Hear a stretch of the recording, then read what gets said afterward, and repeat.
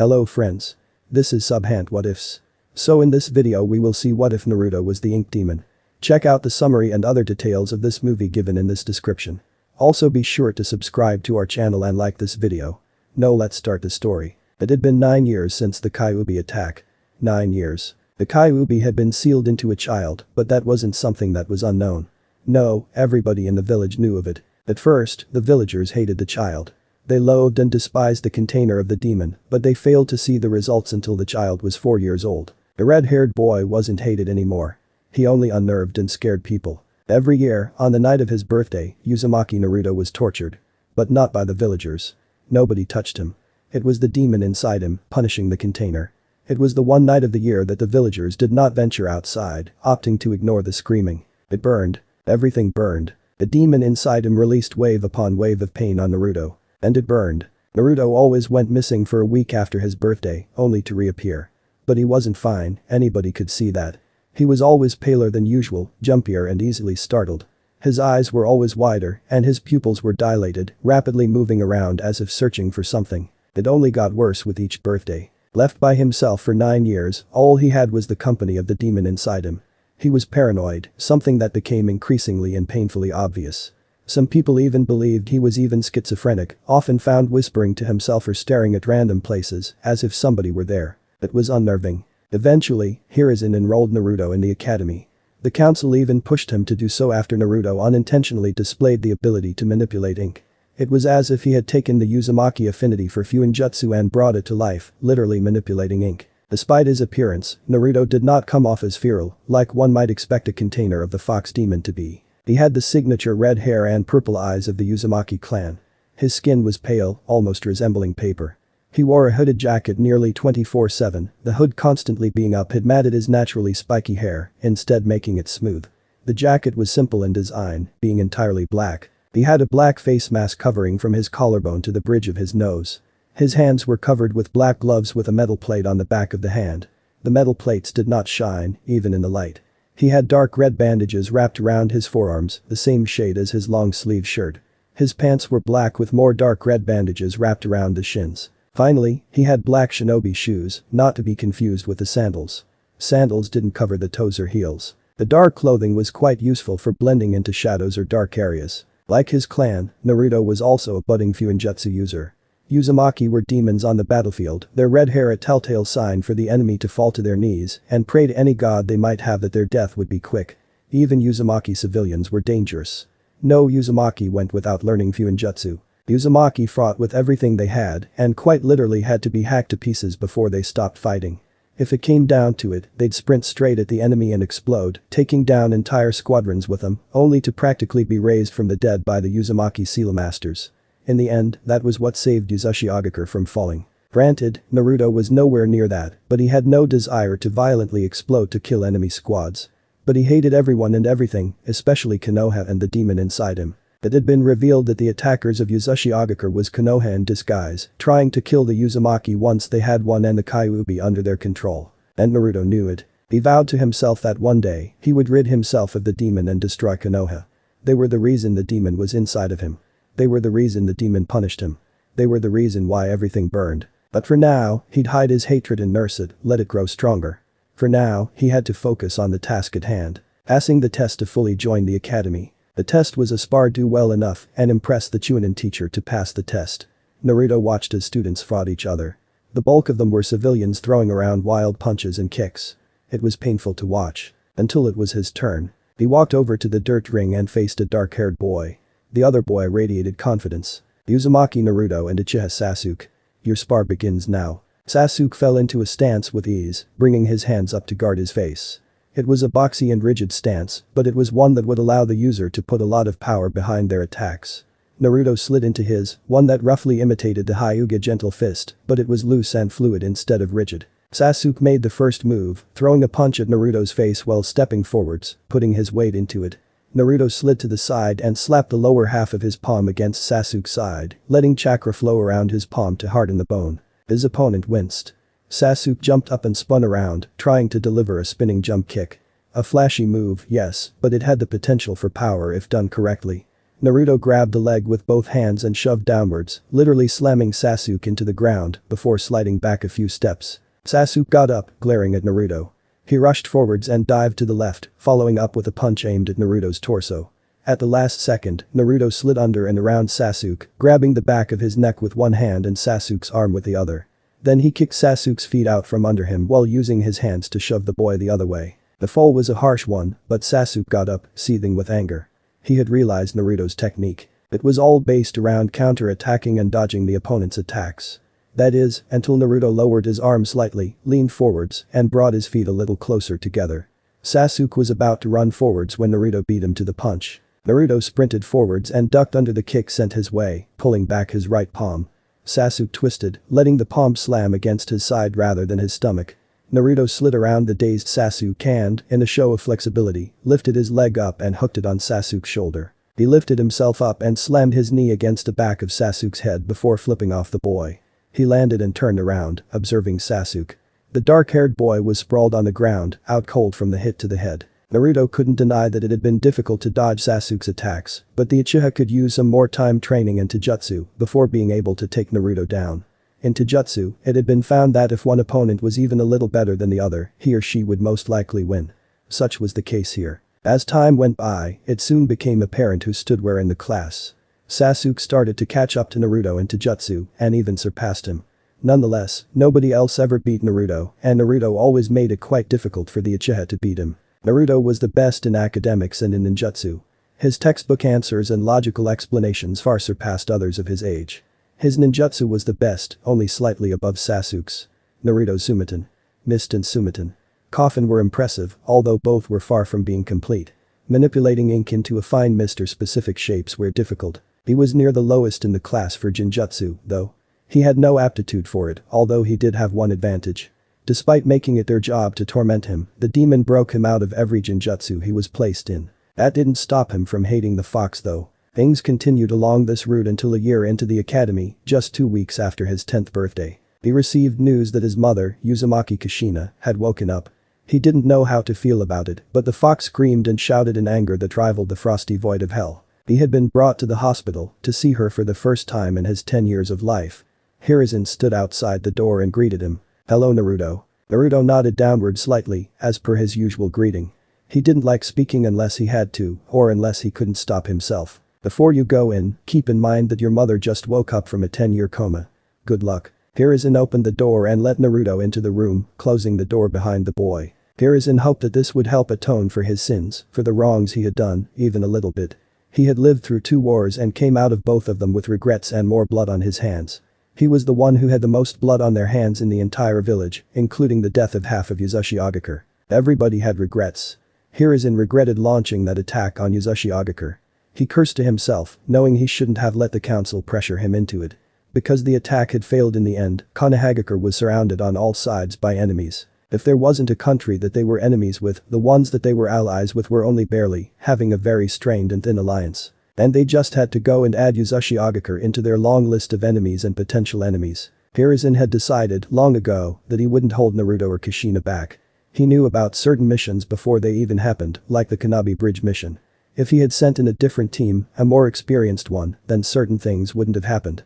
He knew he could have done something, anything else, and changed the chain of events that had happened. Of course, he could list many events that changed things for the worse, but he couldn't change that now. Each one led to the destruction of lives of good people, leading up to how things are now. The least he could do was to not hinder Naruto. That included keeping Kushina alive and letting her meet Naruto. He regretted many things.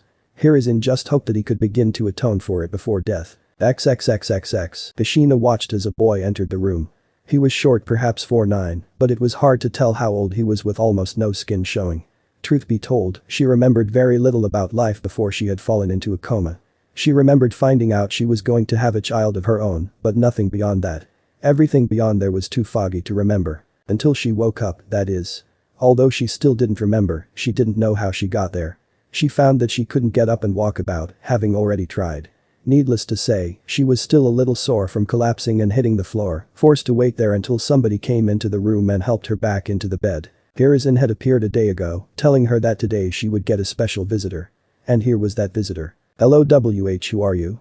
Kushina asked with her unused voice. Kushina figured that they could very well have been a girl, but the child's build suggested that it was he, not she. The boy walked forwards until they stood silently in front of Kushina's bed. "Hassan?" he asked with uncertainty. Kushina's eyes widened in shock. "No, it couldn't be. That was impossible, right?" "What?" Kushina asked in disbelief. Surely, if this was her child, then Minato should be around somewhere, right? But if he was, then why wasn't he there? Dread rose up in her chest and her throat constricted painfully.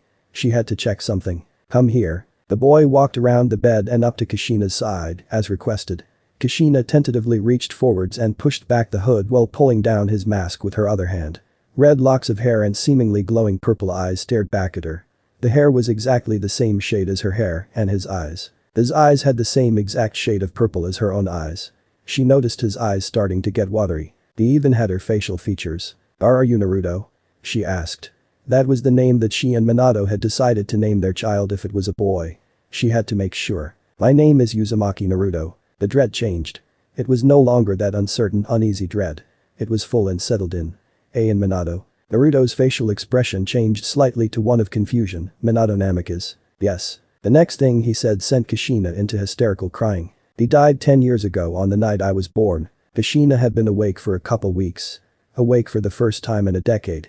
She felt anger, sadness, and happiness all rolled into one. Anger because physical therapy was taking as long as it did. She longed to be up and about doing as she pleased. Kushina was not the type to ever sit still for long and be happy with it. Not to mention learning about Konoha's betrayal of Uzumaki after the eastern side of the village was attacked. The attack consisted of several explosions, but the residue pointed towards Uzumaki's seals. Kushina had a nice long chat with Hiruzen about that one. By nice, it was more of Kushina shouting angrily at Hiruzen. She was saddened upon receiving the news of Minato's death and how Naruto had grown up. It felt like yesterday when she last saw Minato, but suddenly he was gone. Forever.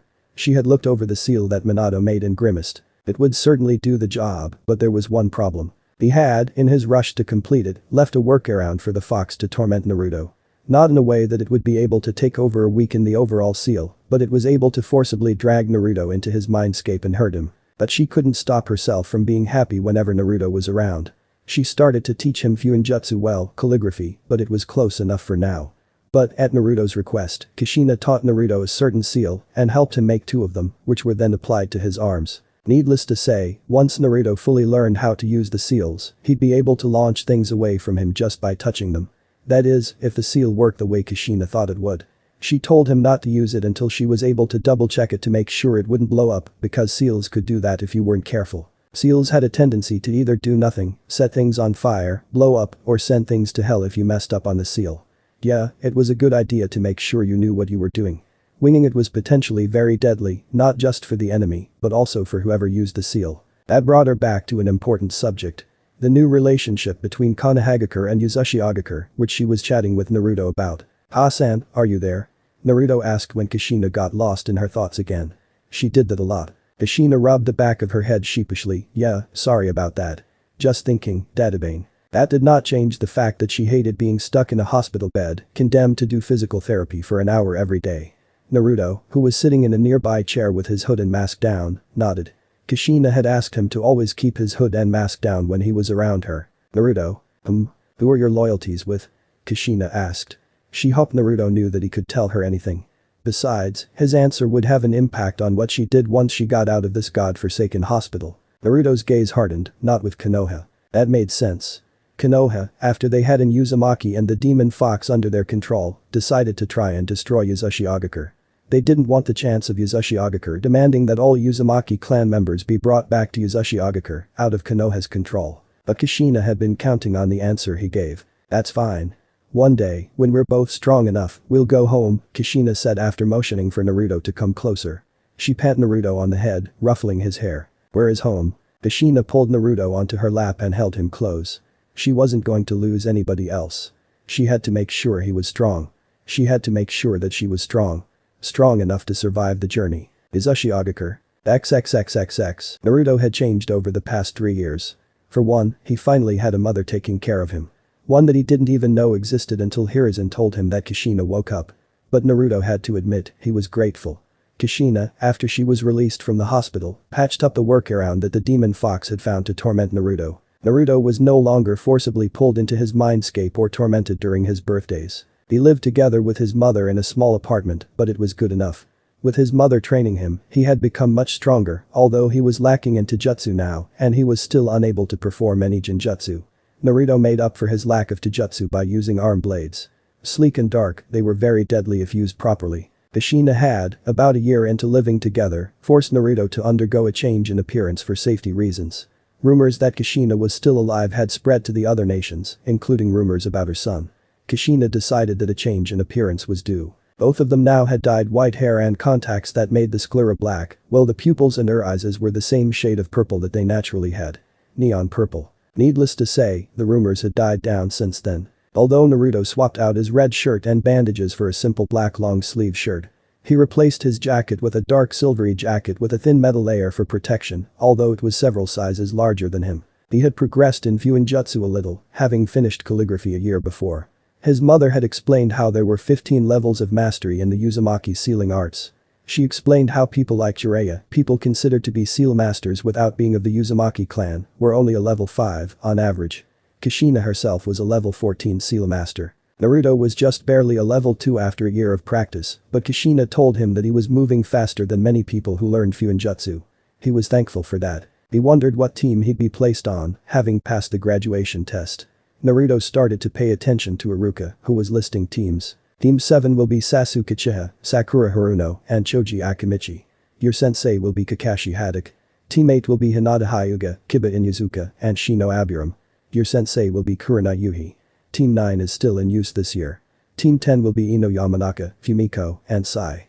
Your sensei will be Asuma Sarutobi.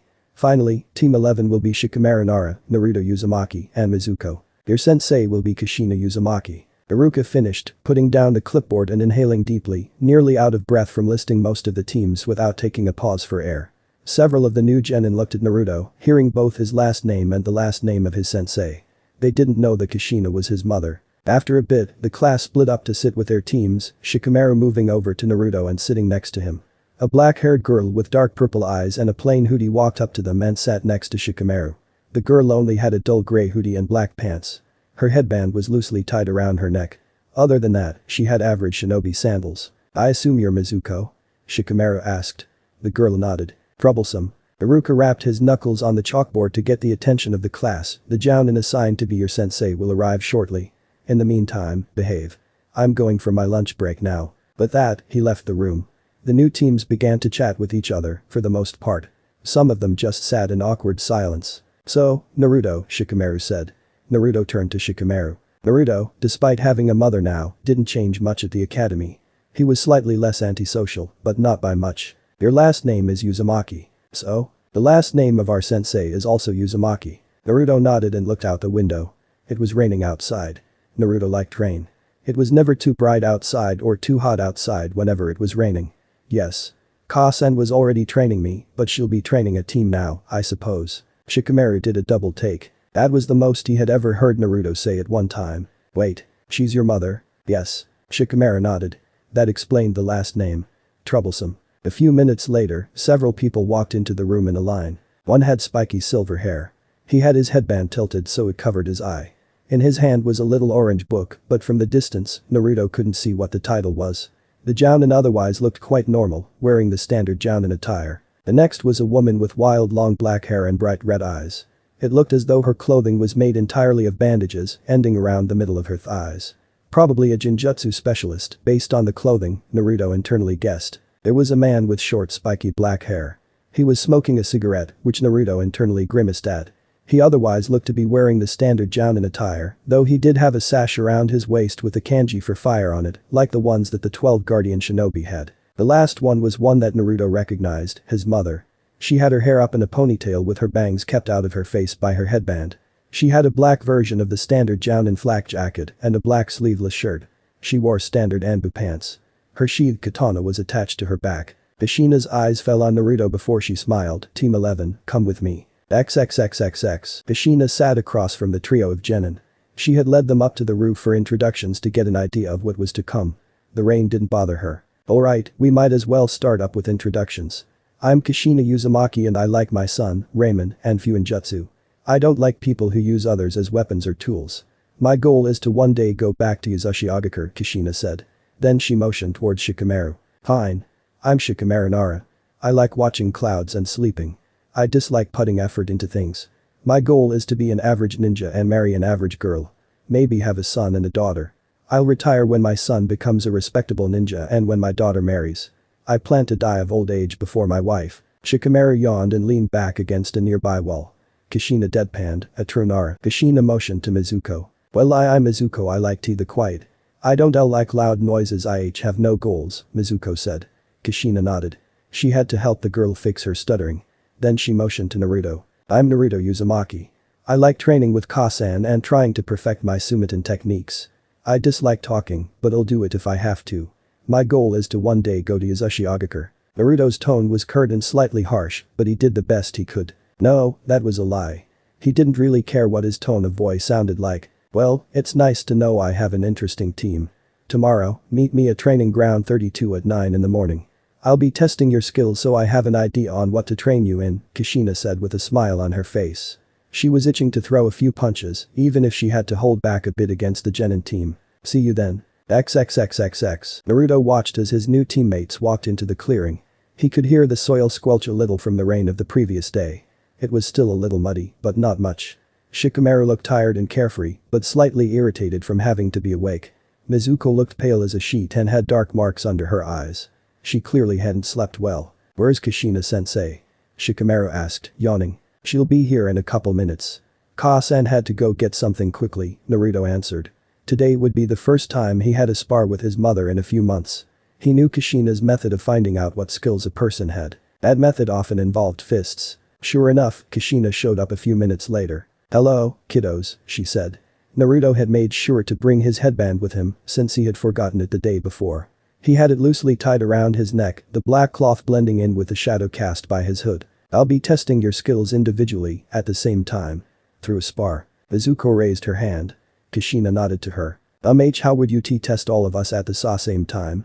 Mizuko asked. Kushina smirked as a pair of clones popped into life on either side of her. That's how. Oh okay. Kushina quickly pulled Naruto away for a spar, her clones dragging Mizuko and Shikamaru off into different directions for the same thing. Ready? She asked. Naruto took a deep calming breath. He wouldn't be able to win, no, his mother was an elite. He was a mere genin. And he knew it. But that didn't stop him from trying to do his best. Ready? Kushina jumped forwards, unsheathing and slashing with her katana in one fluid motion.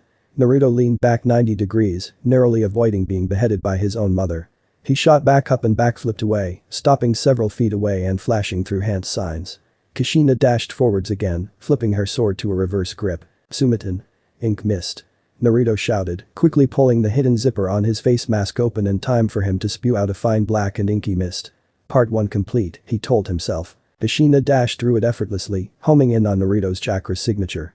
Naruto jumped up and over his mother and sensei as she used a reverse beheading slash. Naruto jumped away from his mother, trying to get more space while flying through more hand signs. It probably wouldn't do the job, but it would hopefully slow her down. Sumitan. Ink mist binding coffin. Naruto held his palms out, fingers clenched. Then he closed his fists, focusing on solidifying the inky mist around anything and everything in the mist and crushing the life out of it. Part 2 complete. A low chuckle sounded behind him, alerting Naruto of his failed attempt. He dropped to the ground and rolled, avoiding another slash from his mother. Really, Naruto-kun, do you really think that would work on me just yet?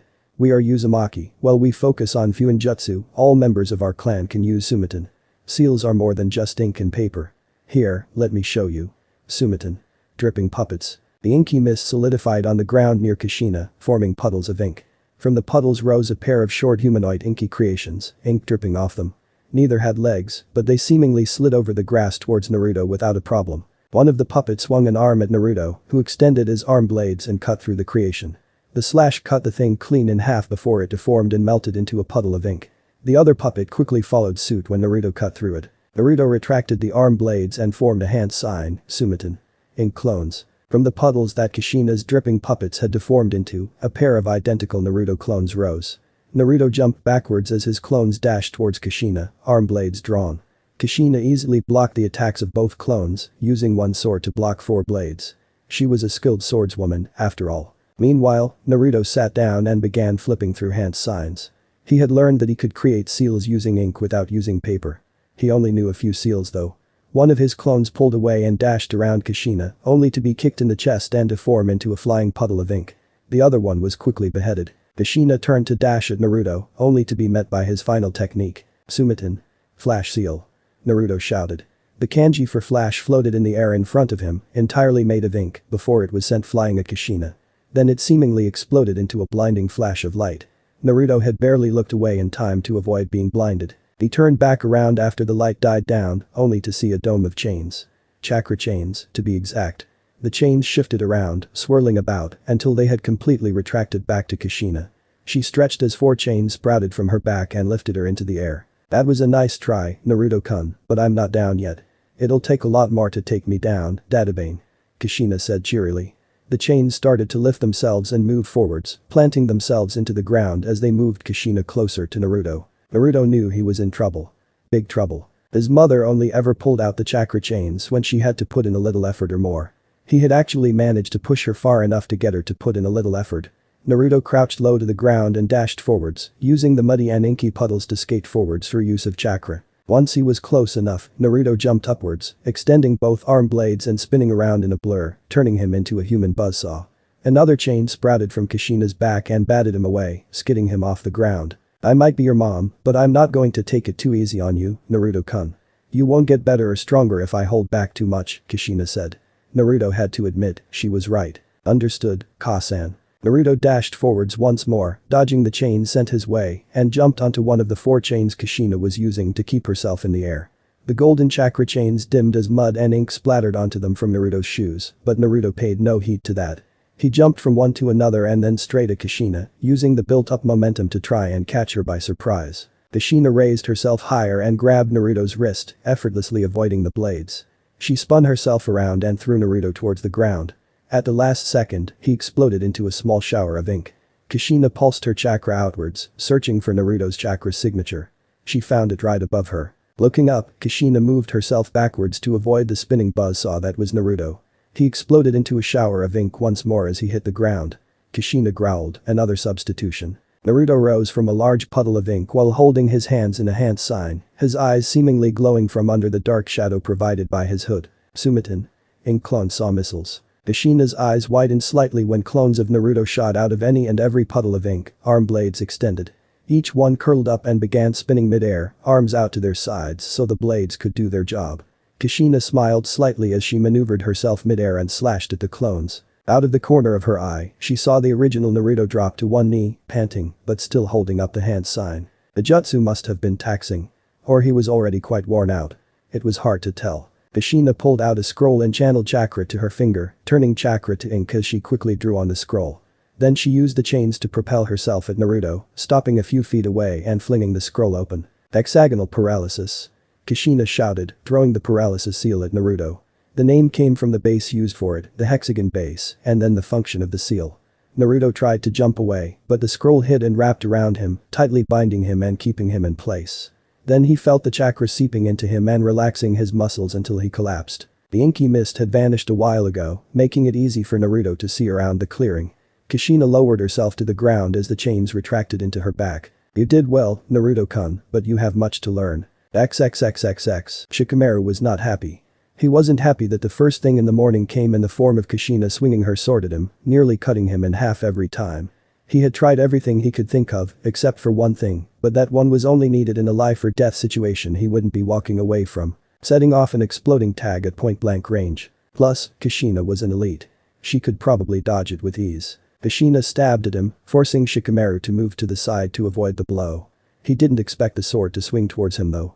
It stopped less than half an inch away from his neck. That's enough for now. You have much to learn, Shikamaru, but hopefully I can help with that. Troublesome. What was that? Nothing. XXXXX. Izuko was having a difficult time even keeping up with Kushina, while Kushina was holding back. She pulled out a handful of wires, 3 for each hand, and swung them at Kushina. The wires were sharpened with chakra, turning them into potentially deadly weapons. The wires hit Kushina, much to Mizuko's surprise. She almost shrieked when ink dripped from the wounds before Kushina deformed into an inky blob and collapsing completely. Her senses screamed at her to duck, and so she did, narrowly dodging the sword that passed through where her neck was moments ago. Mizuko rolled away and stood up, weaving her hands around and throwing the wires at Kushina. The wires seemingly expanded mid-air, revealing an intricate flying and spinning net of razor-sharp wires. Chains sprouted from Kushina's back and launched her up and over the net before the chains vanished completely. "Neat trick," Kushina commented cheerily. Mizuko pulled both hands backward sharply, revealing another set of wires that were attached to the flying net behind Kushina. The Jounin used her chains to launch herself upwards again, dodging the compacting net of wires once more. The wires flew back into Mizuko's hands, somehow not hurting her. Mizuko turned tail and ran towards the trees when Kushina started using chains to propel herself towards the fleeing girl. Mizuko threw a wire at a nearby tree, which wrapped tightly around a branch and retracted the wire. The wire, being stuck in place, pulled Mizuko towards it instead. It launched her into the air. Weaving her hands again, Mizuko flung another wire net at Kushina, who was still chasing her. Then Kushina exploded in a small shower of ink. Mizuko looked around wildly as she flew in the air until a chain wrapped around her ankles. Letting out a surprised yelp, Mizuko could do nothing as Kushina pulled her towards the ground and slammed her into it. Luckily, she hit a bit of mud, even if it only did a little to soften the landing. Kushina walked over and pulled Mizuko up. The girl was coughing out small amounts of blood, making Kushina frown. "Here, bite my arm." Kushina pushed her arm towards Mizuko's mouth, forcing the girl to bite down. Her chakra, despite being a clone, flooded into the girl and healed her injuries. "I have a good idea where you are. I'm impressed. I'm also happy that you aren't a fangirl. Those are useless. You, however, have a nice talent. You still have much to learn, like your teammates, but I'm confident you'll become a very strong kunoichi." To be continued. See you in the next part.